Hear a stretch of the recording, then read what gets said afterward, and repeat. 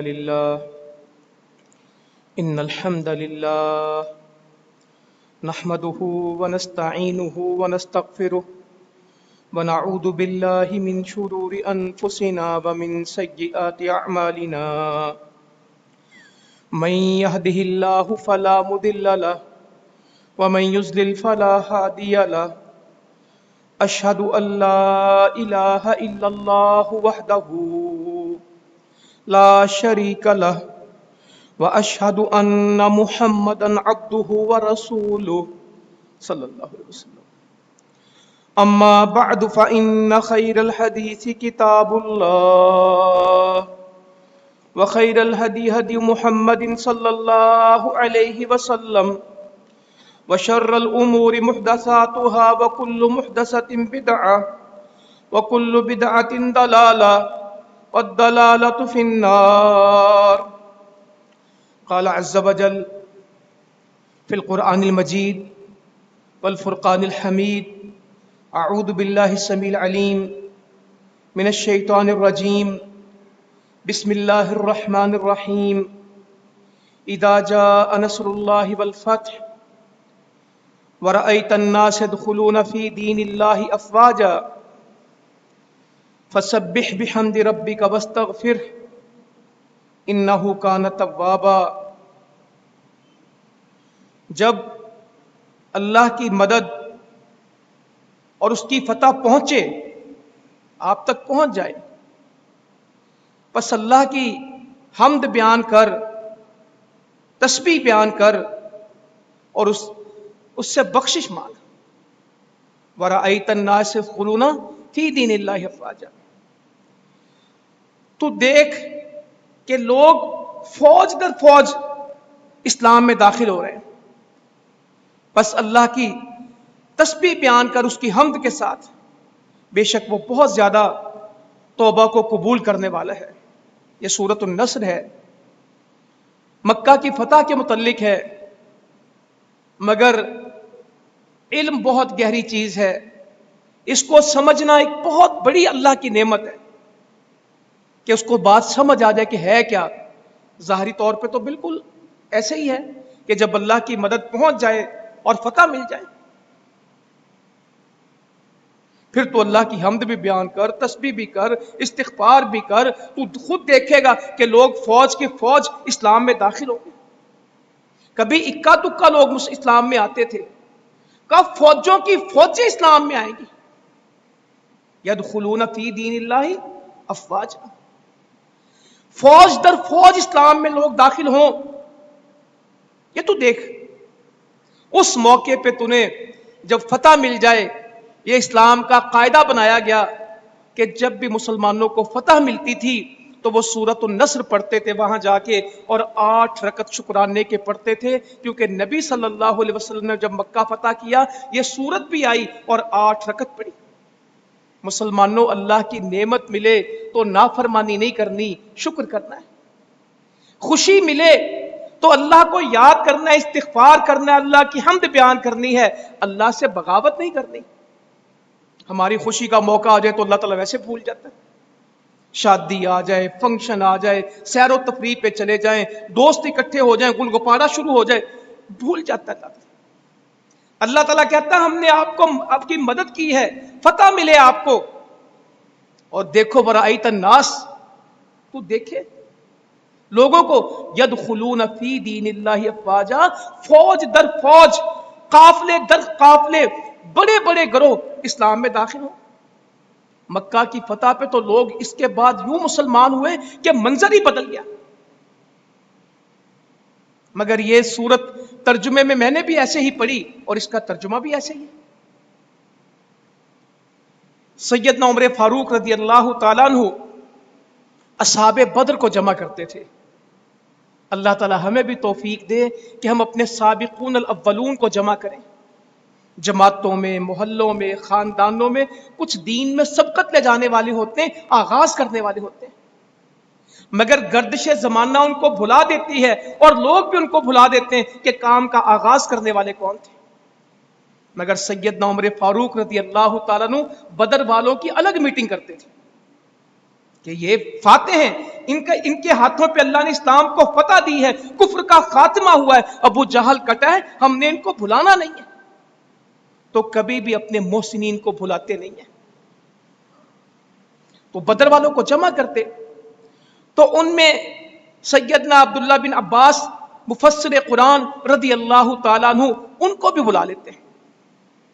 تو بدریوں نے آپ سے کہا کہ اس کی عمر کے تو ہمارے بھی بچے ہیں, ہم بھی لے آیا کریں گے, آپ کسی اور کو نہیں آنے دیتے اور اس بچے کو ہمارے ساتھ بٹھا دیتے ہیں. تو حضرت عمر رضی اللہ تعالیٰ عنہ نے بات سنی اور پھر ایک دن بدر والوں کو بلایا, اور سیدنا عبداللہ بن عباس بھی آئے رضی اللہ تعالیٰ, اور آپ ان سے پوچھنے لگے امیر المؤمنین رضی اللہ تعالیٰ عنہ کہ تمہارا سورۃ النصر کے بارے میں کیا تم اس کو سمجھتے ہو, اذا جاء نصر اللہ. تو سب نے کہا اس میں مکہ کے فتح کی بشارت ہے, اللہ کی مدد کی بات ہے, اللہ کی فتح کی بات ہے, اس میں استغفار اور توبہ کی باتیں ہیں, اللہ کی حمد کی باتیں. کچھ نے جواب دیا اور کچھ خاموش ہوئے. تو جب عبداللہ ابن عباس سے پوچھا گیا رضی اللہ تعالی عنہ, واللہ وہ اس بات پہ بڑے خوش ہوتے تھے کہ ہمارے بچوں کو دین آتا ہے. عبداللہ بن عمر نے جب کہا نا رضی اللہ تعالیٰ حضرت عمر کے بیٹے نے کہ مجھے سوال کا جواب آتا تھا مگر بڑوں کی تمیز کی وجہ سے, ان کے ادب کی وجہ سے میں بولا نہیں. آپ نے پوچھا تھا نا مسلمان کی مثال کس درخت کی ہے, تو کھجور تھا وہ. عبداللہ بن عمر کہتے ہیں مجھے جواب آتا تھا مگر بڑے بیٹھے تھے تعظیم کی وجہ سے چپ. تو حضرت عمر کہتے ہیں اگر تو جواب دے دیتا نا مجھے کتنا مال مل جاتا, اس سے زیادہ خوشی ہوتی کہ میرا بیٹا لوگوں میں کھڑے ہو کے کہتا کہ یہ سوال کا جواب ہے. ہمارے بچوں کو جنرل نالج بہت ہے, دنیا کی معلومات بہت ہیں. اللہ تعالی ہمیں اور ہماری اولادوں کو, مسلمانوں کو دین کا علم عطا فرمائے. اصحاب بدر بیٹھے ہیں اور ایک نوجوان سے پوچھا جا رہا ہے کہ اس میں کیا بات ہے اس صورت میں. تو عبداللہ ابن عباس کہنے لگے رضی اللہ تعالیٰ عنہ, اس میں نبی کریم صلی اللہ علیہ وسلم کی وفات کی خبر ہے, آپ کے فوت ہونے کی خبر ہے اس صورت میں. کیونکہ فتح کے بعد, غلبے کے بعد, اللہ کی مدد کے بعد آپ کا کام مکمل ہو چکا تھا. تو یہ علامت ہے کہ نبی صلی اللہ علیہ وسلم اب اس دنیا میں نہیں رہیں گے. تو حضرت عمر نے کہا تم صحیح کہتے ہو, میں بھی اس صورت کے بارے میں یہی سمجھتا ہوں کہ یہ صورت فتح کی ہے, مگر اس میں پیغام تھا کہ جو کام اللہ نے آپ کو دیا وہ پورا ہو گیا. الیوم اکملت لکم دینکم واتممت علیکم نعمتی ورضیت لکم الاسلام دینا. حضرت عمر پڑھنے لگے اور رونے لگے. لوگوں نے کہا امیر آپ کیوں روتے ہیں, اللہ کے نبی موجود تھے صلی اللہ علیہ وسلم, آپ اس آیت پہ کیوں روتے ہیں؟ کہ اللہ تعالیٰ نے آپ کو عروج دے دیا, کمال دے دیا, جو کام آپ نے کرنا تھا وہ ہو چکا, اس کا مطلب ہے کہ اب آپ رہیں گے نہیں. ہم بظاہر تو یہ صورت, یہودی کہتا ہے کہ اگر یہ آیت ہمارے پاس ہوتی ہے یوم اکملت لکم دینکم, ہم اس دن کو یاد رکھتے, اس کو عید کے طور پہ مناتے. تو سیدنا عمر کہتے ہیں رضی اللہ عنہ مجھے دن یاد ہے, یہ عرفہ کا دن تھا, 9 ذی الحجہ تھا, مگر ساتھ اپنے بارے میں رونے لگے. کہتے کہ اس کا مطلب ہے کہ جس کام کے لیے آئے تھے وہ پورا ہو گیا, جو اللہ نے ذمہ داری دی تھی وہ کمال کو پہنچ گئی, اللہ نے آپ کو پورا عروج دے دیا. اب اس کا مطلب ہے کہ اب آپ کی ذمہ داری مکمل ہو چکی. وہ باتوں کو پرکھتے تھے, جانچتے تھے. اما جی عائشہ کہتی رضی اللہ عنہا,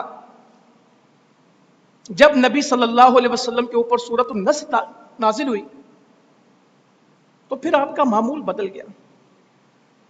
بہت اللہ کی تعریف کرتے تھے, عام استغفار کرتے تھے.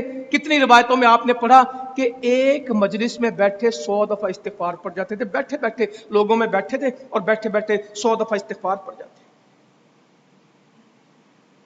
اس کے بعد تو اما جی عائشہ کہتی رضی اللہ عنہا, میں نے کوئی نماز ایسی دیکھی نہیں اللہ کے نبی صلی اللہ علیہ وسلم کی جس میں کثرت میں رکوع اور سجدے میں یہ نہ کہتے ہوں سبحانک اللہم ربنا وبحمدک اللہم اغفر لی. فسبح بحمد ربک واستغفر کا خلاصہ کیا نکالا؟ سبحانک اللہم ربنا وبحمدک اللہم اغفر لی. ہمارے لوگ سبحان ربی الاعلی بھی پڑھنا چاہیے, سبحان ربی العظیم بھی پڑھنا چاہیے, مگر یہ پڑھنے والے کتنے رکوع اور سجدے میں؟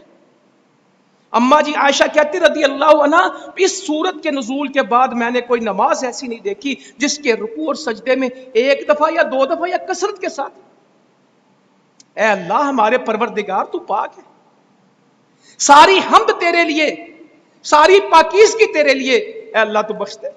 کیا دعا ہے، کیا زبردست دعا ہے۔ اے اللہ، اے ہمارے رب، اے اللہ تو پاک ہے نا، ساری تعریف ببی حمدک، ساری تعریفیں تیرے لیے، سبحانک، پاکیزگی تیرے لیے۔ اللہم ربنا، ہم دعا میں ایک دفعہ یا اللہم کہتے ہیں یا ربنا کہتے ہیں، ایک ہی دعا میں دونوں لفظ ہیں، سبحانک اللہم بھی ہے اور ربنا بھی ہے، ببی حمدک، ساری حمد ساری تعریفیں تیرے لیے۔ اللہم اغفر لی، سجدے میں پڑا ہو بندہ اور ناک رگڑتا ہو اور پیشانی اللہ کے سامنے رکھی ہو، اور کیا منظر ہو کہ اللہم اغفر لی، بخش دے۔ پھر وہی کہوں گا، نماز کا لطف اس کو ملتا ہے جس کو ترجمہ آتا ہو، نماز کا لطف اسے ملتا ہے جس کی توجہ ہو، نماز کا لطف اسے آتا ہے جس کی خشیت ہو، جس کے دل میں اللہ کے سامنے حاضری ہو۔ تو کہتے ہیں کثرت کے ساتھ یہ پڑھتے تھے، کثرت کے ساتھ، سبحانک اللہم ربنا و بحمدک اللہم اغفر لی۔ کہتی میں سنتی تھی سجدوں میں، رکوع میں یہ آواز آتی تھی۔ تو یہ نبی کریم صلی اللہ علیہ وسلم کی ترتیب، طبیعت اس کے بعد بدلنے لگی۔ حجۃ الوداع سے واپس آئے ہیں، محرم درمیان میں گزرا سفر میں، تو سفر کا ایک مہینہ کچھ صحت رہی ہے۔ 29 سفر کو بقیع میں گئے، واپسی میں کہتے ہیں کہ سر درد شروع ہو گیا 29 سفر کو۔ پھر یہ سر درد ختم نہیں ہوا، واپس آئے، صحابہ کرام کو جمع کیا اور ان کو نصیحتیں کرنے لگ گئے۔ واللہ ایسا دعوت کا کام تھا، شدید بیماری میں، شدید بخار میں، مرض الموت۔ محدثین اور حدیثوں میں اس بیماری کا نام کیا ہے؟ مرض الموت۔ یہ وہ مرض تھی جو موت کے ساتھ تھی۔ کہتے ہیں جب بیمار ہوئے تو وفات ہو گئی۔ ہم عام طور پہ کہتے ہیں نبی صلی اللہ علیہ وسلم کی بھی اس بیماری کو کیا کہتے ہیں؟ مرض الموت۔ اما جی عائشہ کہتی رضی اللہ عنہ، جب نبی صلی اللہ علیہ وسلم کبھی بیمار ہوتے تو ہم ان کے لیے دعا کرتے تھے، اس بیماری میں بھی ہم دعا کرتے تھے، اور آپ جواب میں کیا کہتے تھے؟ پھر رفیق الاعلی، پھر رفیق الاعلی، کہ میں تو اونچے دوست کی طرف جا رہا ہوں، اب شفا کی دعاؤں کا وقت نہیں ہے، ہم آپ کی شفا کی دعا کرتے اور آپ آگے سے پکارتے تھے پھر رفیق الاعلی، میں تو اونچے دوست کی طرف جا رہا ہوں۔ تو 29 سفر کو واپس آئے اور اپنے صحابہ کو خطبہ دیا۔ صحابی کہتے ہیں ہم اللہ کے نبی صلی اللہ علیہ وسلم کو آخری دن اسی وقت دیکھ سکے۔ بہت سارے صحابی کہتے ہیں ہم نے آخری خطبہ آپ کا 29 سفر کو سنا، ہمیں جمع کر دیا اور فرمانے لگے میں تمہارا حوض کوثر پہ انتظار کروں گا، یعنی دنیا کا وقت اب ختم ہو گیا، اب ملاقات کا وقت کہاں ہے؟ حوض کوثر پہ ملیں گے۔ بڑی بشارتیں دیتے تھے، انصار کو تسلیاں دے گئے، انصار تم پہ ترجیح دی جائے گی، لوگوں کو تمہارے اوپر ترجیح دی جائے گی، تمہیں پیچھے رکھا جائے گا، تم صبر کرنا، حتیٰ کہ تمہاری اور میری ملاقات کہاں ہوگی؟ حوض پہ۔ تو اس سب سے بڑا جو اجتماعی خطبہ دیا، ایسی باتیں کی اس میں صحابہ کہتے ہیں، اور پھر کہا میں تمہارے بارے میں اس بات سے نہیں ڈرتا کہ تم شرک کرو گے، مجھے یہ ڈر ہے کہ دنیا تم پہ فراخ کر دی جائے گی، تم دنیا میں دھس جاؤ گے، تم دنیا دار ہو جاؤ گے، مجھے اس بات کا ڈر لگتا ہے، اور میرے بعد میری قبر کو سجدہ گاہ نہ بنا لینا، میری قبر کو عبادت کی جگہ نہ بنا لینا کہ میری قبر کی پرستش کرو۔ ایک روایت میں اما جی عائشہ رضی اللہ عنہ بیان کرتی، نبی صلی اللہ علیہ وسلم اپنے آخری ایام میں کیا فرما رہے تھے؟ آج تو مسلمانوں کو پتہ ہی نہیں کہ یہ دن کیسے دن تھے، کیونکہ علم نہیں، پڑھتے نہیں ہیں، رسمیں زیادہ ہیں، رواج زیادہ ہیں، سنی سنائی باتیں زیادہ ہیں، میڈیا بھی متاثر ہے موجودہ حالات سے کوئی صحیح بخاری نہیں کھولتا جس کی درجنوں حدیثیں، ایک دو نہیں درجنوں حدیثیں صرف ان ایام کے اوپر ہے۔ متفق علیہ حدیثیں نکال لیں گے بخاری مسلم کی تو سفر کے آخری دن سے لے کے ربیع الاول کی 12 تک کی ایک تاریخ ہے ہمارے پاس۔ ہر دن کیا ہوا، ہر دن کیا ہوا، صحابہ کا صدمہ کتنا تھا، صحابہ کا غم کتنا تھا، مدینے کی پریشانی کیا تھی ان دنوں کے اندر۔ اتنے مشکل حالات مدینے نے کبھی جنگوں میں نہیں دیکھے جو یہ 13-14 دن صحابہ اکرام کہتے ہم نے گزارے، اس سے مشکل دن نہیں تھے۔ اور مسلمانوں سے پوچھو، یہاں منظر ہی کچھ اور ہے، یہاں کی صبح و شام ہی کچھ اور ہے، یہ کچھ اور کر رہے ہیں، حدیثوں میں لکھا گیا کچھ اور ہے، اور مسلمان کچھ کا کچھ کیے جا رہے ہیں۔ تو اماں جی عائشہ کہتی رضی اللہ عنہا، نبی صلی اللہ علیہ وسلم فرماتے ہیں اللہ تعالیٰ یہودیوں پہ لعنت کرے، ان کو ہلاک کرے، انہوں نے اپنے نبیوں کی قبروں کو کیا بنا لیا؟ سجدہ گاہ۔ میں ڈرتا ہوں کہ تم میری قبر کی پوجا نہ شروع کر دو، اس کی پرستش نہ شروع کر دو، اس کو بت نہ بنا لو۔ اماں جی عائشہ کہتی رضی اللہ عنہا اگر یہ خطرہ نہ ہوتا تو آپ کی قبر کو کھلا رکھا جاتا، مگر آپ کی وفات کے ساتھ ہی آپ کی قبر کو بند کر دیا گیا، اور آج بھی نبی صلی اللہ علیہ وسلم کی قبر اور سیدنا ابو بکر صدیق اور عمر فاروق رضی اللہ عنہم اجمعین، ان تینوں کی قبروں میں کوئی کھڑکی نہیں ہے، کوئی دروازہ نہیں ہے۔ جو کہتا ہے میں اللہ کے نبی صلی اللہ علیہ وسلم کی قبر دیکھ کے آیا ہوں، وہ بالکل ایسے خام خواہ کی بات کرتا ہے۔ صدیاں ہو گئی، نہ کوئی کھڑکی ہے نہ کوئی دروازہ ہے۔ وہ جب سوراخوں سے بھی دیکھتے تو آگے دیوار ہی دکھتی ہے، سبز پردہ ہی اندر دکھتا ہے جو اس دیوار پہ لگا ہوا ہے۔ قبروں کو اماں جی کہتی یہ آج کی باتیں نہیں، یہ باتیں 1400 سال پہلے طے کر دی گئیں کہ اگر یہ اندیشہ نہ ہوتا کہ آپ کی قبر پہ لوگ عبادت کریں گے، آپ کی قبر لوگوں کی طرح کھلی رکھی جاتی، مگر آپ نے کہا کہ مجھے اندیشہ ہے کہ تم ایسے میری قبر پہ عبادت کرو گے، ایسے اس کی پوجا کرو گے جس طرح تم سے پہلے لوگوں نے کی، اور اللہ تعالیٰ ہلاک کر دے، اللہ تعالیٰ لعنت کرے یہودیوں پہ جنہوں نے اپنے نبیوں کی قبروں کو کیا بنا لیا؟ سجدہ گاہ۔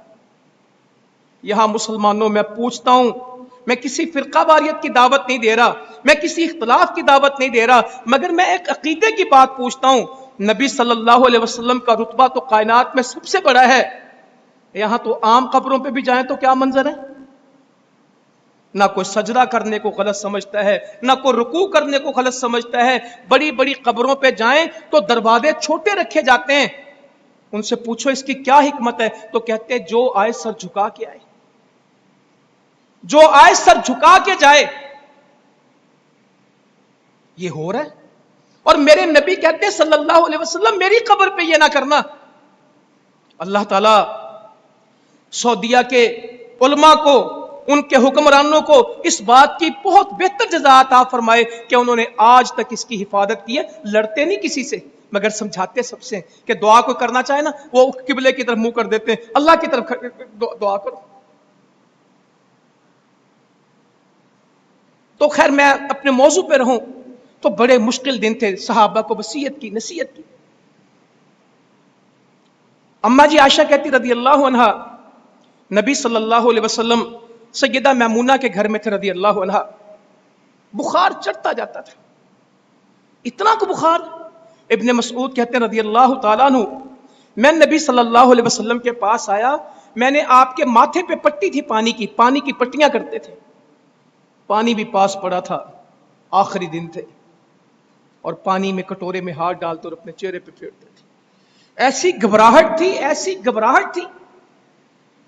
تو اماں جی کہتی کہ سیدہ میمونہ کے گھر میں تھے تو چلنا پھرنا مشکل ہو گیا، دشوار ہو گیا، تو سب امہات المومنین کو جمع کیا اور کہا اگر تم پسند کرو تو میں عائشہ رضی اللہ عنہا کے گھر چلا جاؤں، یعنی میں اب کسی کے گھر روز نہیں آ سکوں گا، مجھ سے چلا نہیں جاتا، اتنی بیماری تھی۔ تو سب نے خوشی سے کہا کہ آپ جہاں پسند کریں۔ تو اماں جی عائشہ کہتی رضی اللہ عنہا فضل بن عباس آئے اور سیدنا علی المرتضیٰ آئے، یہ دو لوگ تھے، انہوں نے اللہ کے نبی صلی اللہ علیہ وسلم کو چلانا شروع کیا اور آپ سے چلا نہیں گیا، اور آپ کے پاؤں زمین پہ گھسٹ رہے تھے، اس حال میں میرے حجرے میں لے گئے کہ دونوں کے کندھوں پہ آپ کے بازو تھے، اور آپ سیدہ میمونہ ام المؤمنین رضی اللہ عنہا کے گھر سے حجرہ عائشہ رضی اللہ عنہا میں آ رہے تھے، آپ کا قدم اٹھتا نہیں تھا، آپ کے پاؤں زمین پہ گھسٹ رہے تھے اور کہتی پاؤں کے نشان زمین پہ پڑ رہے تھے، اس حال میں گھر میں آئے۔ تو عبداللہ ابن مسعود کہتے ہیں کہ میں اللہ کے رسول صلی اللہ علیہ وسلم کے پاس آیا تو بخار تھا اور پانی کے ساتھ پٹی تھی ماتھے پہ، اس پٹی کے اوپر سے بخار آتا تھا، اتنی تپش۔ تو میں نے کہا اللہ کے نبی صلی اللہ علیہ وسلم میں نے اتنی بیماری تو کسی کی نہیں دیکھی، اتنا بخار تو میں نے کسی کا نہیں دیکھا۔ تو کہا ہاں مجھے دوہرا بخار ہوتا ہے، تم لوگوں کو ایک بخار ہوتا ہے، مجھے دگنا بخار ہوتا ہے۔ تو اللہ تعالیٰ ہمیں اجر بھی کہتے دگنا، اللہ تعالیٰ مجھے اجر بھی اس کا دگنا دے گا۔ بیماریوں سے، اور اسی موقع پہ کہا کہ جب کسی مسلمان کو کوئی تکلیف آتی ہے، بیماری آتی ہے، تو اللہ تعالیٰ اس کے گناہ یوں مٹا دیتا ہے جیسے درختوں سے پتے گرتے ہیں۔ اور ایک جگہ کہا بخار کو گالی نہ دو، یہ تو گناہوں کو ایسے جلا دیتا ہے جیسے بھٹی میل کو جلاتی ہے۔ ہمارے تو ذرا سا مسئلہ بن جائے شکوے، ذرا سی تکلیف آ جائے تو لڑائیاں،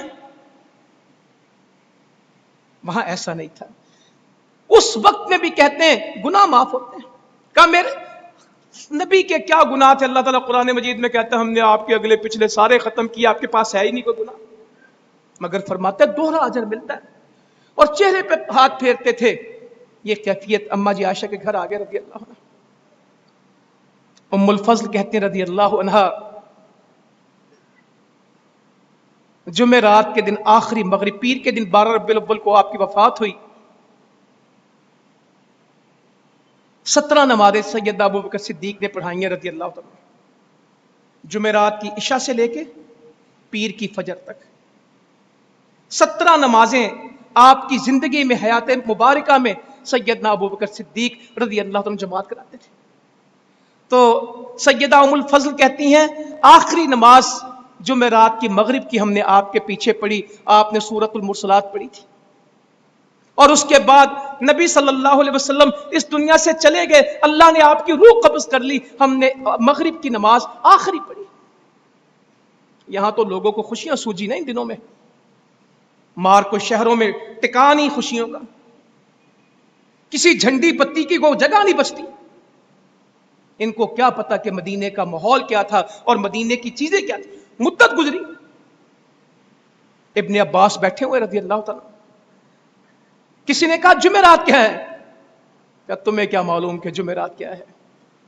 اسی دن تو نبی صلی اللہ علیہ وسلم کی مرض میں شدت آئی تھی، اور اتنا روئے کہ کنکریاں تر ہو گئیں، سنگریزے جہاں بیٹھے تھے نا، جہاں پتھر تھے زمین پہ، وہ بھیگ گئے۔ کہ تم مجھ سے جمعرات پوچھتا، تجھے کیا پتا جمعرات کیا؟ یہ جمعرات کا دن تو تھا جب نبی صلی اللہ علیہ وسلم کے مرض میں اضافہ ہو گیا تھا، شدت آ گئی، اور آپ نے خطبہ دیا تھا کہ مشرکین کو جزیرۃ العرب سے نکال دینا۔ میں سوچتا ہوں بیماری ایسی تھی کہ بخار دگنا ہے۔ صحابی کہتے ہیں کہ لحاف کے باہر سے، چادر کے باہر سے مجھے گرمی آتی تھی، ایسا بخار تھا، مگر دعوت کا ایسا کام تھا، اس موقع پہ بھی کہتے ہیں مشرکین کو جزیرۃ العرب سے نکال دینا۔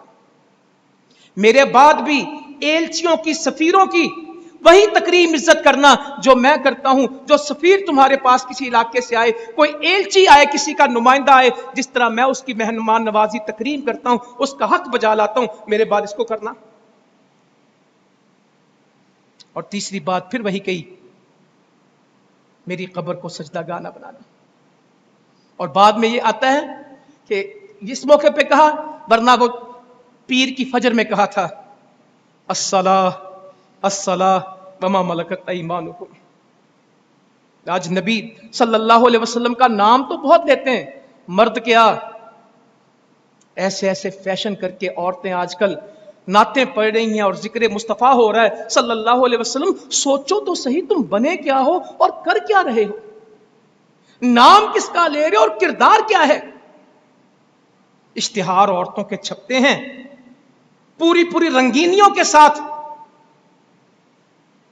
شان مصطفیٰ بیان ہوگی, ذکر مصطفیٰ بیان ہوگا صلی اللہ علیہ وسلم. ایسا مت کریں, یہ تعلیم نہیں ہے میرے نبی کی صلی اللہ علیہ وسلم. آج فجر میں لوگ غیر حاضر ہوں گے, آج جمعے کی نماز میں لوگ غیر حاضر ہوں گے. باہر کسی نے نالی کے اوپر چڑیا گھر بنایا ہوگا, سارے زرافے شیر چیتے جمع کیے ہوں گے. کسی نے کوئی پہاڑی پتھروں سے بنائی ہوگی, کسی نے کوئی بچوں کے کھلونے بلڈوزر ٹریکٹر ٹرالیاں جمع کی ہوں گی, اور اس کا کیا نام ہوگا؟ کچھ بھی دے لیں. میں یہ کہتا ہوں اگر دین ہے تو 100% اجازت ہے, اگر اس کی دلیل ہے تو میں بالکل اس کے ساتھ ہوں. اگر دلیل نہیں ہے, اگر آپ کے پاس کوئی حدیث نہیں ہے, کیا اسلام مکمل نہیں ہے؟ کیا نبی صلی اللہ علیہ وسلم ہم سے کچھ چھپا کے گئے ہیں؟ کیا خلفاء راشدین کو نہیں معلوم تھا کہ یہ دن آئیں گے؟ جو دن ربیع الاول کے موجود ہیں وہ میں آپ کے سامنے پڑھ رہا ہوں, اور سب سے زیادہ تذکرہ تو صحیح بخاری کرے گی. سب سے حدیث کی بڑی کتاب صحیح البخاری ربیع الاول کا ایک ایک دن ایک ایک نماز بیان کرتی ہے. اور اتنا بڑا مرحلہ آئے اور اس کو چھپا کے چلے جائیں. بہت سارے تو اس کو ہی نہیں مانتے کہ نبی صلی اللہ علیہ وسلم فوت ہو گئے. ہمارے نہیں مانتے, کہنے نہیں دیتے. اللہ تعالیٰ قرآن مجید میں کہتا ہے انک میتم وانہم میتون, بے شک آپ پر بھی موت آئے گی, ان پر بھی موت آئی. لفظ موت کا, وفات کا اللہ تعالیٰ قرآن مجید میں بیان کرتا ہے. کیا اللہ تعالیٰ سے زیادہ نبی صلی اللہ علیہ وسلم سے کسی کو محبت ہے؟ کیا اللہ تعالیٰ سے زیادہ اس زمین پہ کوئی نبی صلی اللہ علیہ وسلم کا خیر خواہ ہے؟ کیا اللہ کے نبی صلی اللہ علیہ وسلم کے بارے میں اللہ سے بڑی کوئی بات کر سکتا ہے؟ والضحیٰ پڑھتے ہیں, واللیل پڑھتے ہیں, یہ سارا پڑھتے ہیں. قرآن میں یاسین لکھا ہے, طٰہٰ لکھا ہے, یہ سب پڑھتے ہیں. انک میت وانہم میتون بھی تو اسی قرآن میں لکھا ہے. جو دل چاہتا ہے مزمل بھی پڑھ لیتے ہیں, مدثر بھی پڑھ لیتے ہیں, نعتوں بھی پڑھ لیتے ہیں. جہاں یہ لکھا ہے اس کو چھوڑتے کیوں ہیں؟ افتؤمنون ببعض الکتاب وتکفرون ببعض, کتاب کو کہیں سے پڑھ لیتے ہیں کہیں سے چھوڑ دیتے ہیں. تو بڑے شدید دن تھے, بہت شدید دن تھے. تو اتنا روئے ابن عباس رضی اللہ تعالیٰ عنہ, کہتے کنکریاں گیلی ہو گئی. 29 سفر سے, بقی سے یہ سفر شروع ہوا بخار کا, اور چلتا چلا گیا. مغرب کی نماز پڑھی تو سیدنا بلال رضی اللہ عنہ کی ایک روٹین تھی کہ وہ آ کے اللہ کے رسول صلی اللہ علیہ وسلم کو آگاہ کرتے تھے کہ نماز کا وقت ہو گیا. سیدنا بلال نے آ کے کہا نماز کا وقت, یا اللہ آج ہی میں نے موبائل پہ صبح میسج آیا, عجیب ہی میسج تھا. کہنے لگا لوگوں کی باتیں موبائل پہ فون آئے تو وائبریشن بھی سن لیتے ہو, اور اذان سپیکروں میں بھی ہوئے تو تمہیں سنائی نہیں دیتی, اور آواز بند ہو موبائل کی, صرف وائبریشن ہو جائے تو تمہیں پتہ لگ جاتا ہے کسی کا پیغام آ گیا. اللہ کی اذان سپیکروں میں گونجتی تمہیں پتہ نہیں لگتا.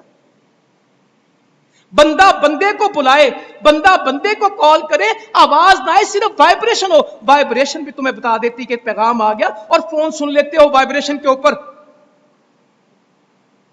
اور اذانوں کے اوپر مسجدوں میں جانے والے کتنے فون کی کال لازمی اٹینڈ کریں گے,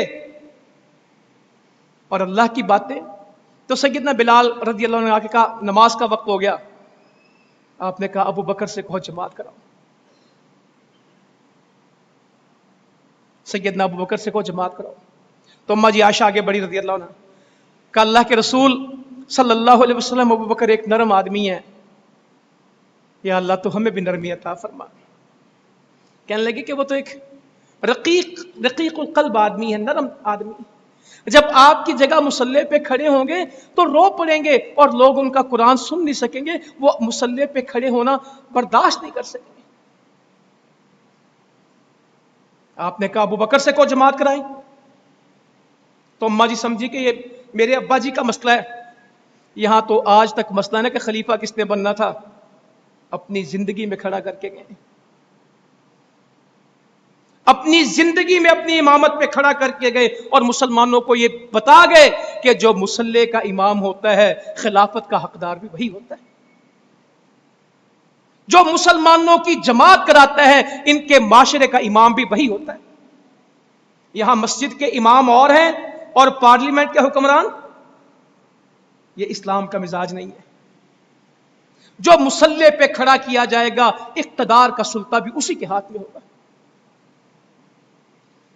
تو اماں جی نے کہا کہ شاید میں کہہ رہی ہوں, تو بندہ کہتا نا میں نہ کسی اور کو کہوں. سیدہ حفصہ سے کہا رضی اللہ عنہ, آپ اللہ کے نبی سے کہیں کہ حضرت عمر کو کہیں جماعت کرائیں. ابو بکر میرے بابا بہت نرم دل آدمی, وہ جب مسلح پہ کھڑے ہوں گے تو لوگوں کو قرآن سنا نہیں سکیں گے. نرم آدمی, رو پڑیں گے اللہ کے رسول صلی اللہ علیہ وسلم کا مصلی دیکھ کے. تو سیدہ حفصہ رضی اللہ عنہ نے مشورہ مانا, کہا جی ابو بکر تو نرم آدمی ہے, آپ سیدنا عمر میرے ابا جی کو کہیں, وہ جماعت کرا دیں گے.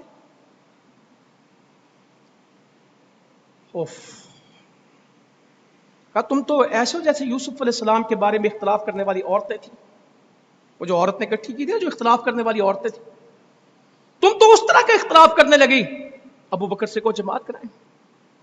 سیدنا ابو بکر صدیق نے جماعت شروع کی. کیا نماز کا ذوق تھا. انہوں نے جماعت شروع کروا دی خود ہی کہہ کے, اور خود ہی 2 بندوں کو بلایا کہ مجھے مسجد میں لے چلو. پہلے اٹھا نہیں جا رہا, کہتے کہ مجھے دشواری ہے, مجھے ایک گھر میں قیام کرنے دو. سیدنا بلال کو کہا کہ جاؤ کہو ابو بکر کو پیغام دو کہ جماعت کرائیں. جب جماعت شروع ہوئی تو رہا نہیں گیا. جب جماعت کی آواز سنی, گھر تو ساتھ تھا, حجرہ عائشہ رضی اللہ عنہ اور محراب و منبر میں فرق کتنا تھا, جتنا اس ستون میں فرق ہو اتنا تو فاصلہ ہے. ریاض الجنہ ہی ہے نا, حجرے اور منبر کے درمیان سارا ریاض الجنہ ہی ہے. تو کہا مجھے لے چلو. 2 بندوں کے سہارے پہ اسی طرح پھر پاؤں گھسٹتے مسجد میں. حضرت ابو بکر صدیق پیچھے ہونے لگے, کہا نہیں نہیں, ان کو اپنے دائیں طرف کر لی, خود ان کے دائیں طرف بیٹھ گئے. ابو بکر صدیق کو اپنے کیا اس طرف دائیں طرف, اور آپ ان کے بائیں بیٹھ گئے. آپ بیٹھ کے نماز پڑھ رہے تھے. سیدنا ابو بکر صدیق آپ کی اقتدا کر رہے تھے اور مسلمان سیدنا ابو بکر صدیق کی اقتدا کر رہے تھے. جماعت اللہ کے نبی کرانے لگ گئے اور سیدنا ابو بکر صدیق اللہ کے نبی صلی اللہ علیہ وسلم کی اقتدا کرتے تھے اور مسلمان پیچھے سیدنا ابو بکر صدیق کی اقتدا کرنے لگے. یہ منظر تھا. خطبے دیے لوگوں کو. ایک خطبہ اور سناتا ہوں ابو سعید خدری رضی اللہ عنہ کہ سیدنا ابو بکر صدیق تھے کیا. آپ نے خطبہ شروع کیا کہ اللہ تعالیٰ نے اپنے ایک بندے کو اختیار دیا کہ وہ دنیا کو اختیار کر لے یا آخرت کو اختیار کر لے. اللہ نے اختیار دیا کہ جو مرضی اختیار کر لے, اور بندے نے آخرت اختیار کر لی. اللہ کی محبت آخرت اختیار کر لی. سیدنا ابو بکر صدیق رضی اللہ عنہ سن کے رونے لگے. او بھائی, جس طرح میں نے کہا حضرت عمر کو سمجھ آئی, ابو بکر صدیق کو سمجھ آئی. یہ سمجھنے کے لیے ایمان بڑا چاہیے. ہر بات ہر بندے کو سمجھ نہیں آتی. ابو سعید کہنے لگے میں نے اپنے دل میں خیال کیا اس بزرگ کو کیا ہوا, اس بڈھے کو کیا ہوا, رونے کی بات کیا ہے کہ اللہ نے ایک بندے کو اختیار دیا وہ دنیا کی زندگی اختیار کر لے یا آخرت کی نعمتیں لے لے. تو اللہ کے نبی نے کہا کہ وہ آخرت کی نعمتیں لیتے ہیں, اس میں رونے کی کیا بات, یہ تو ایک اچھی بات ہے. کہنے لگے بعد میں مجھے پتا لگا کہ ہم سب سے زیادہ سمجھنے والے سیدنا ابو بکر صدیق تھے. وہ بندے تو اللہ کے نبی خود تھے اور آخرت تو آپ کی موت تھی. اور اس موقع پہ نبی صلی اللہ علیہ وسلم سیدنا ابو بکر صدیق سے کہہ رہے تھے روئے مت. یہاں تو خوشیاں بڑیاں چل رہی ہیں نا, روئے مت, یہ دن تھے. کسی نے بھی اپنی محبت ہمدردی اور مال کے ساتھ مجھ پہ احسان کیا تو ابو بکر وہ آپ ہیں. میں نے دنیا میں سب کے احسانات کا بدلہ دے دیا سوائے ابو بکر آپ کے. میں دنیا میں اگر کسی کو دوست بناتا, خلیل بناتا تو آپ کو بنا لیتا, مگر اللہ نے مجھے اپنا خلیل بنا دیا. میری جانی دوستی اللہ کے ساتھ ہو گئی. اگر دنیا میں کسی کو خلیل ڈکلیئر کرتا تو میں آپ کو کرتا, مگر اللہ نے مجھے اپنی خلیل بنا دیا. سب کے دروازے مسجد سے بند کر دیے جائیں سوائے سیدنا ابو بکر صدیق رضی اللہ تعالیٰ کے دروازے کی. آج بھی آپ مسجد نبوی میں جائیں گے تو باب ابو بکر صدیق آپ کو مل جائے گا رضی اللہ تعالیٰ. آج بھی آپ مسجد نبوی میں جائیں گے تو حضرت عباس رضی اللہ عنہ کا وہ پرنالہ تو سیدنا عمر فاروق نے اپنے کندھوں پہ اٹھا کے حضرت عباس کو کہا تھا لگائیں گے، اللہ کے نبی نے لگایا تھا، اس کی نشانی آج بھی آپ کو ملے گی۔ آج بھی سیدنا ابو بکر صدیق کا دروازہ کھلا ہے، کہ سب کے دروازے، سب کے رستے مسجد نبوی سے بند کر دینا، کسی کا دروازہ مسجد نبوی میں ڈائریکٹ نہیں کھلے گا، مسجد کے دروازے سے آئیں گے، ہاں الا ابو بکر کا دروازہ کھلا رہے گا، یہ ڈائریکٹ اپنے گھر سے مسجد میں آئیں گے۔ یہ دن چل رہے تھے، مرض بڑھتا چلا جا رہا تھا، شدت ہو رہی تھی۔ اما جی عائشہ کہتی رضی اللہ عنہ، جیسی بیماری میں نے نبی صلی اللہ علیہ وسلم کی دیکھی، میں نے کسی کو ایسی بیماری میں دیکھا نہیں۔ کہا فاطمہ کو بلاؤ۔ سیدہ فاطمہ رضی اللہ عنہ کبھی ان کے گھر جاتے، کبھی ان کو بلاتے، جگر کا ٹکڑا تھے۔ کیا مثالی محبت ہے بیٹی اور باپ کی۔ باپ ہو محمد رسول اللہ صلی اللہ علیہ وسلم اور بیٹی ہو سیدہ فاطمہ رضی اللہ عنہ، کیا رشتہ، کیا منظر ہوگا۔ آ گئیں تو کان میں کچھ کہا تو رو پڑی، پھر قریب کر کے آہستہ سے کچھ کہا، ہنس پڑی۔ اما جی عائشہ نے کہا رضی اللہ عنہ، فاطمہ آپ سے کیا بات ہوئی؟ کہنے لگی اللہ کے نبی صلی اللہ علیہ وسلم کا راز ہے، میں اس کو افشا نہیں کروں گی، میں نہیں بتاؤں گی کہ کیا ہوا۔ اللہ کے نبی کی مجھ سے بات ہے، اگر کرنی ہوتی سب کے سامنے کرتے، اگر صرف اسپیشل مجھ سے کی ہے تو میں کیوں بتاؤں۔ وہ اللہ کے نبی کے اولاد اور رشتوں کے باوجود بھی کمٹمنٹ کے پابند تھے، اطاعت کے پابند تھے، حتیٰ کہ اللہ کے نبی صلی اللہ علیہ وسلم وفات پا گئے، رخصت ہو گئے۔ تو اما جی عائشہ کہنے لگی رضی اللہ عنہ، فاطمہ جو حق تیرا میرے اوپر ہے، بیٹی ہو تم میری، میں اس حق کا واسطہ دے کے کہتی ہوں بتاؤ بات کیا ہوئی تھی۔ کہنے لگی پہلے مجھے بلایا اور کہا کہ اس مرض کے اندر میری وفات ہو جائے گی۔ میں رو پڑی، کہا کہ یہ جو دن ہے نا، اسی میں میری اللہ سے ملاقات ہو جائے گی۔ میں روئی تو مجھے قریب کیا، کہ میرے خاندان میں سب سے پہلے تم ہی آؤ گی۔ 6 مہینے لگے ہیں، ربیع الاول میں نبی صلی اللہ علیہ وسلم کی وفات ہوئی اور رمضان المبارک میں سیدہ فاطمہ رضی اللہ عنہ فوت ہو گئی، صرف 6 مہینے کا وقفہ ہے۔ اور تم مومنوں کی سردار ہو، جنت کی عورتوں کی سردار ہو۔ میں ہنس پڑی۔ کمال۔ کہتے ہیں کہ جب سیدہ فاطمہ رضی اللہ عنہ آخری وقت میں آئیں اس 12 ربیع الاول کے دن، ان کو کیا پتا کہ سیدہ فاطمہ کا کیا حال تھا اس وقت۔ کہہ رہی تھی ہائے ابا جی آپ کی تکلیف، ہائے ابا جی، جس طرح ایک اولاد کہتی ہے ابا جان آپ کی تکلیف، میری بے بسی۔ نبی صلی اللہ علیہ وسلم فرمان لگے فاطمہ آج کے بعد تیرے ابا کو کبھی یہ تکلیف نہیں ہوگی۔ جو تکلیف اما جی عائشہ کہتی رضی اللہ عنہ، نبی صلی اللہ علیہ وسلم کا نزاع کا منظر دیکھ کے، موت کی سختی دیکھ کے، مجھے پھر دنیا میں کسی کے اوپر بھی نزاع کا وقت آئے تو میں اس کو برا نہیں جانتی کہ کوئی بری بات ہے کہ موت کی سختی۔ ہمارے تو کہتے ہیں نا بندہ گنہگار ہے، اس کا اکیلی جان نکل دی، کہ میں نے اللہ کے نبی کا منظر اپنے گھر میں دیکھا تھا، اس کے بعد میں کسی کے اس موت کے وقت کو برا نہیں جانتی، میں نے اللہ کے نبی کو دیکھا تھا صلی اللہ علیہ وسلم۔ تو کہا فاطمہ آج کے بعد تیرے باپ کو کوئی تکلیف نہیں ہوگی۔ اور جب خبر آئی تو کیا کہتی تھی نبی صلی اللہ علیہ وسلم، اے بابا آپ اللہ کے پاس چلے گئے، آپ کا ٹھکانہ جنت الفردوس ہو گیا، ہم آپ کی موت کی خبر جبرائیل امی کو دیں گے۔ انس سے کہنے لگی رضی اللہ عنہ، خادم تھے، بھائی کی طرح تھے، 10 سال تو اللہ کے نبی صلی اللہ علیہ وسلم نے گھر میں رکھا، پتلا منگو۔ کہ انس تیرے دل میں ہمت ہو گئی کہ تو اللہ کے نبی کی میت کے اوپر مٹی ڈال دے، تیرے دل نے گوارا کیا تھا؟ سیدہ فاطمہ نہ پوچھتی انس رضی اللہ عنہ، انس تیرے دل کو کچھ ہوا نہیں جب تو نے اللہ کے نبی کی قبر کے اوپر مٹی ڈالی، آپ کی میت پہ مٹی ڈالی، تیرے دل کو کچھ نہیں ہوا؟ کہتی ہیں آپ اللہ کے پاس چلے گئے ملاقات کے لیے، جنت الفردوس میں آپ کا ٹھکانہ ہو گیا۔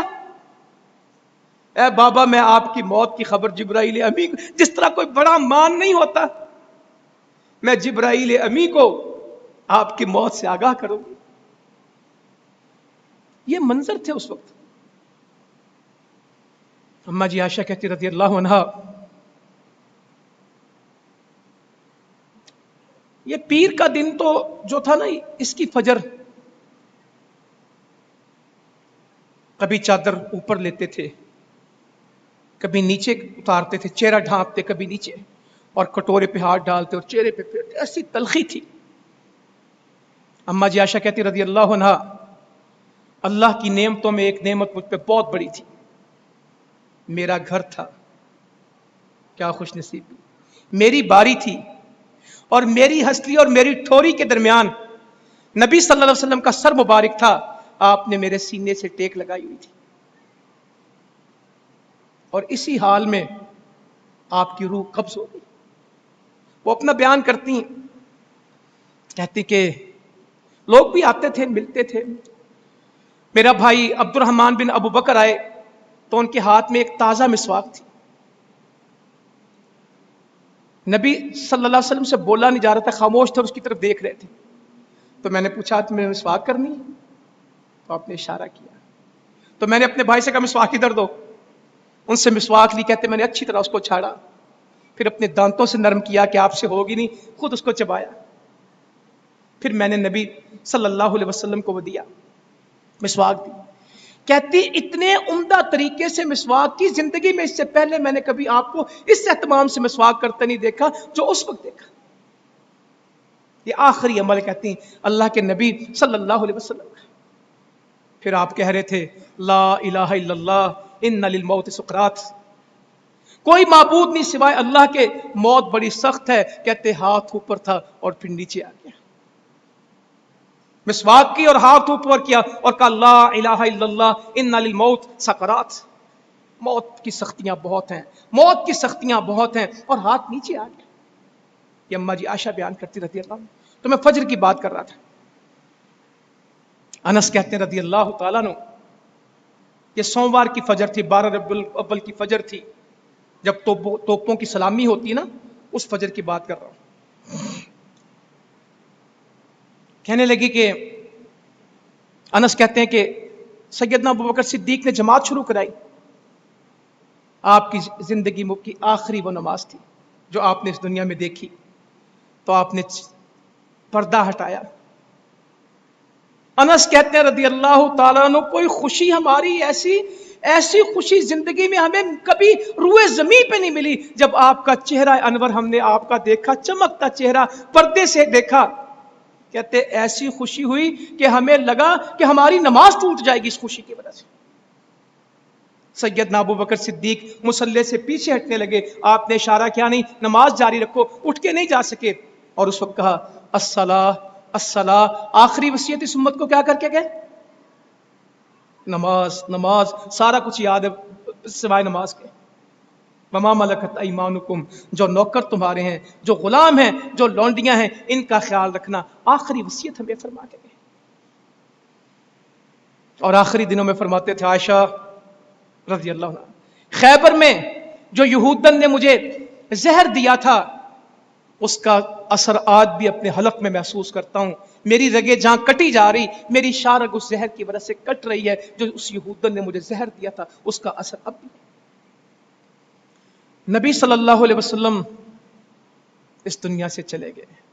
انس کہتے رضی اللہ تعالیٰ عنہ، سب سے زیادہ خوشی کا دن ہمارے لیے وہ تھا جب مدینہ منورہ میں نبی صلی اللہ علیہ وسلم تشریف لائے تھے، اس سے بڑا خوشی کا دن ہمارے لیے کوئی نہیں تھا۔ اور دنیا کا سب سے تاریک دن، دنیا کا سب سے بوجھل دن، دنیا کا سب سے بڑا صدمے کا دن ہمارے لیے 12 ربیع الاول تھا، جس دن نبی صلی اللہ علیہ وسلم اس دنیا سے رخصت ہو گئے، آپ کی وفات ہوئی۔ آپ کی وفات کی خبر آئی، حضرت علی رضی اللہ عنہ گھر سے نہیں نکلے، حضرت عثمان خاموش ہو گئے، سیدنا عمر فاروق رضی اللہ عنہ تلوار اٹھا لی، کہا جو یہ کہے گا کہ اللہ کے نبی صلی اللہ علیہ وسلم فوت ہو گئے میں اس کی گردن اتار دوں گا۔ وہ تو اللہ سے ملاقات کے لیے گئے ہیں، ہمارے بھی بڑے یہی کہتے ہیں، وہ تو وصال ہے جی، ملاقات ہے. ہمارے لوگ بھی ایک دوسرے کو یہی کہتے ہیں وہ ملاقات ہے. تو سیدنا عمر فاروق بھی کہہ رہے تھے وہ تو اللہ سے ملاقات کے لیے گئے، جس طرح موسیٰ علیہ السلام 40 دن کے لیے طور پہ گئے تھے، واپس آئیں گے اور جو کہتے ہیں کہ اللہ کے نبی فوت ہو گئے، ان کے ہاتھ بھی اللہ کے نبی کاٹ دیں گے، ان کے پاؤں بھی اللہ کے نبی کاٹ دیں گے صلی اللہ علیہ وسلم. جس نے کہا آپ فوت ہو گئے میں گردن اتار دوں، اس غصے میں تھے.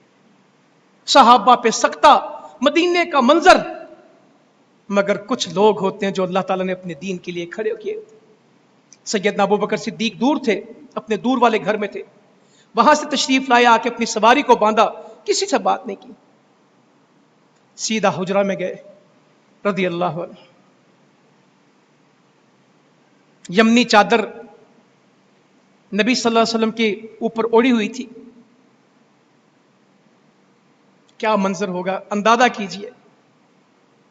چہرے سے چادر ہٹائی، ماتھے کا بوسہ لیا، کس قدر صدمہ ہوگا کیا، مگر اس وقت امت کو سنبھالنا تھا.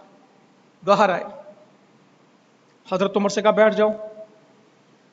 حضرت عمر رضی اللہ عنہ کو کچھ سمجھ نہیں آ رہی تھی، انہوں نے سنا، ان کو چھوڑا، لوگوں کو کہا میرے قریب جمع ہو جاؤ. خطبہ پڑھا اور خطبے میں کہا سنو لوگوں،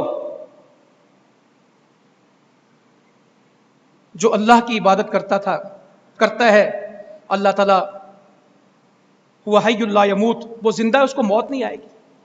اور سنو جو محمد رسول اللہ صلی اللہ علیہ وسلم کی عبادت کرتا تھا وہ فوت ہو گیا. جس کا تعلق اللہ کے ساتھ تھا، اللہ کی عبادت کا، وہ زندہ اور قائم ہے.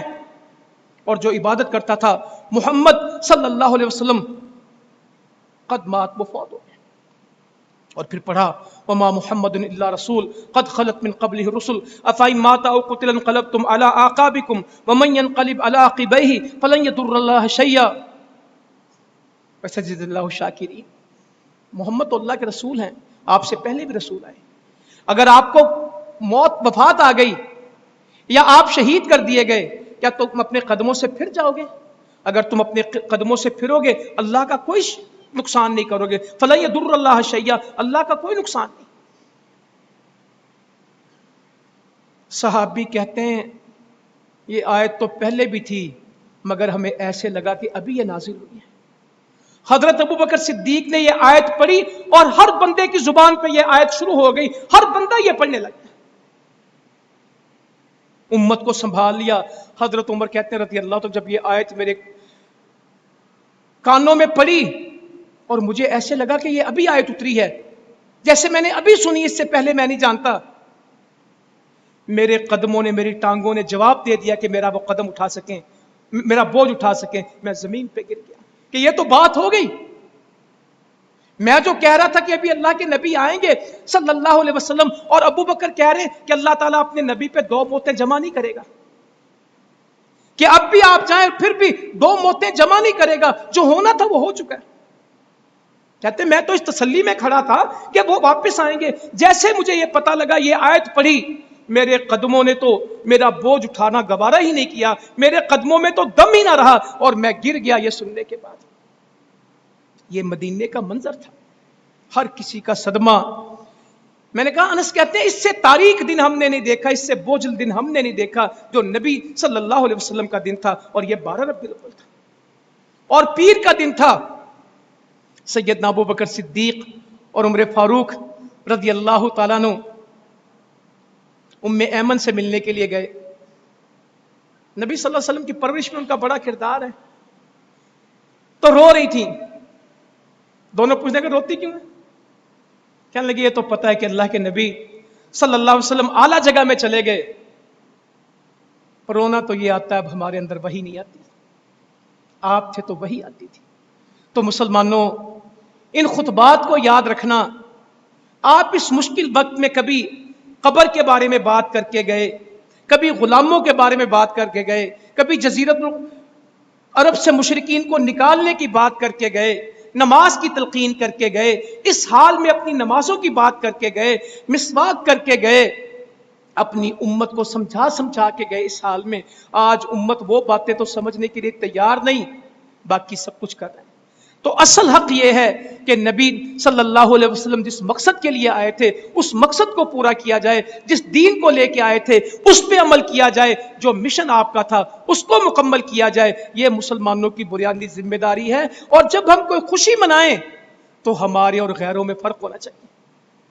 اگر 25 دسمبر کا منظر اور 12 ربیع الاول کا منظر ایک جیسا ہونے لگ جائے تو یہ بہت خرابی کی بات ہے۔